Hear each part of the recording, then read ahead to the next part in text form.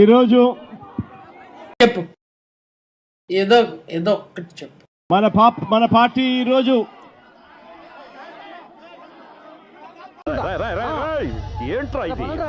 ఆవిర్భవించి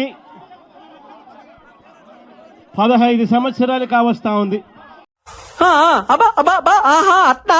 2011 మార్చి 12వ తారీఖున పుట్టిన ఈ పార్టీ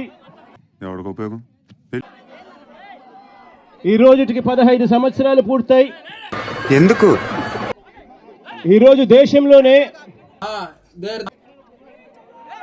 వైఎస్ఆర్ కాంగ్రెస్ పార్టీ అన్నది ఒక మార్క్. ఈరోజు దేశ రాజకీయాలలో ఈరోజు ప్రబలంగా కనిపిస్తా ఉన్న మార్కు. ఏం చేద్దామంటావు మరి? 15 సంవత్సరాల కిందట